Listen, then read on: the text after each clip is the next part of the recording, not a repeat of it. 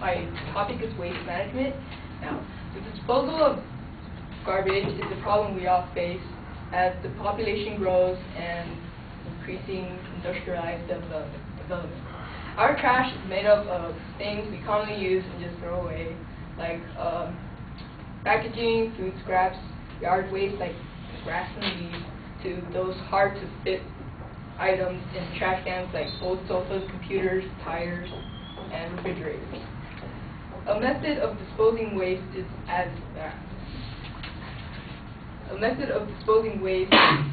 we use today are landfills. Trash is transported to designated areas and is either buried or just left out in the open. As the amount of garbage continues to grow, we simply cannot continue dumping the trash into a hole. Another method of disposing the waste is incineration. Incineration is the process of combusting the waste under controlled conditions. Incineration is an efficient way to reduce the waste volume and demand for landfill space. It is a highly effective alternative because 1, the destruction of waste is quick, 2, the energy can be recovered from the waste, and 3, it destroys harmful chemical compounds produced from a landfill. On to the first point, the waste reduction is quick, so there is no long-term residency required. Landfills require years, maybe hundreds, for the waste to decompose. On the other hand, the destruction of the waste can be done in seconds by combustion. Incineration plants can also be located close to where waste is collected, thus reducing the cost of waste transportation. The volume of the waste is also reduced by 80 to 95%. Since most of the waste is destroyed, the leftover ash produced from incineration can be recycled to generate energy, which brings me to my next point. The U.S. Environmental Protection Agency has collected and reported data on the generation and disposal of waste in the United States for more than 30 years. On a report they have done in 2008, about 32 million tons of materials, or 12.7%, were combusted for energy recovery. When waste is incinerated in large amounts, the heat energy can be recycled and used to heat factories, hospitals, or other large buildings. Alternatively, the heat can also be used to generate electricity. This is done by using steam created by combustion to drive the steam turbine.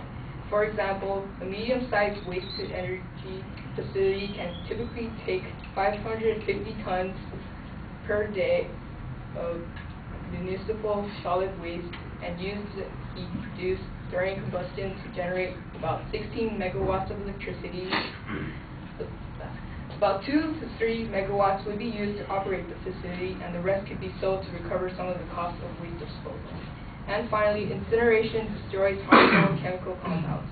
Leachate, or garbage juice, is generated when water passes through the waste.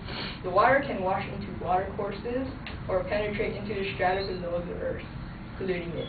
In a journal published by the Water Environment Federation, it has been shown that once a dump is saturated, annual precipitation of 36 inches per year can percolate 1 million gallons of contaminated water per acre.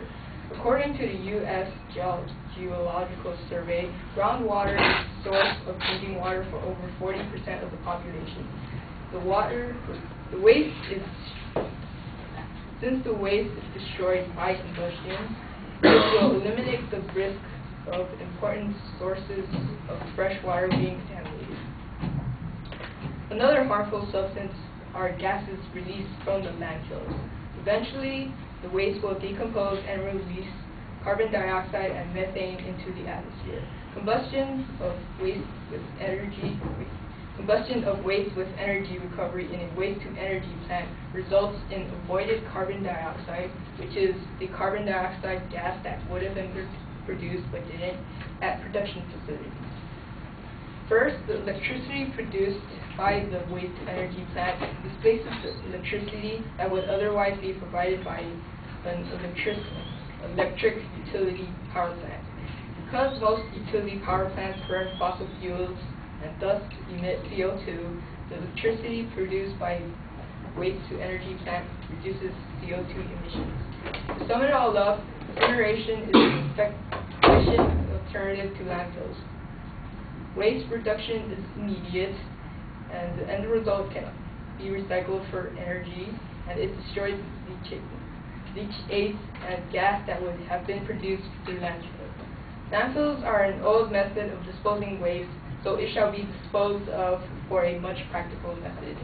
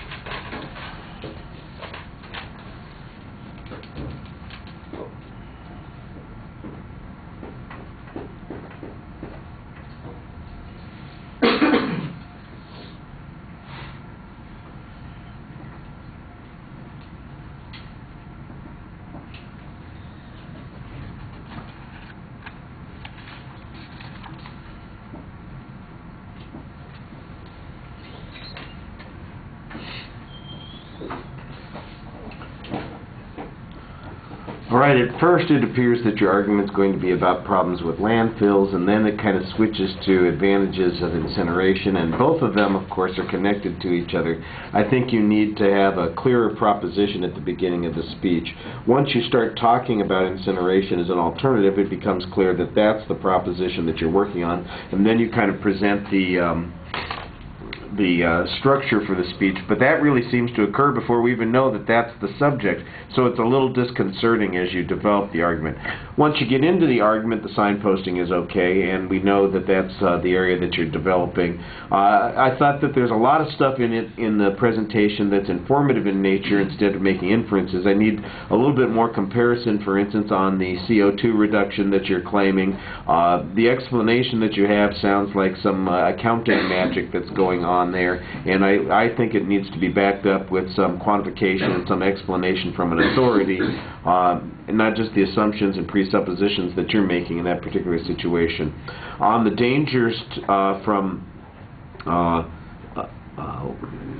landfills and in particular water contamination, I think that needs to be developed a little bit more. There's a good argument there, but it never really develops much substance to it. There's maybe one quote that talks about the potential amounts of contamination that are available, but the likelihood of it being something that is affecting our water systems or reducing the amount of fresh water that we have available, or maybe even making people sick, I don't really get any data on those particular points.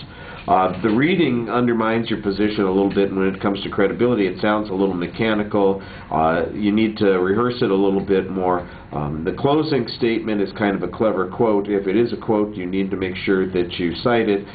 If it's original, then you ought to be giving it a little bit more life of its own in terms of the presentation, so that we get an impression of you as an effective speaker. All right, thank you.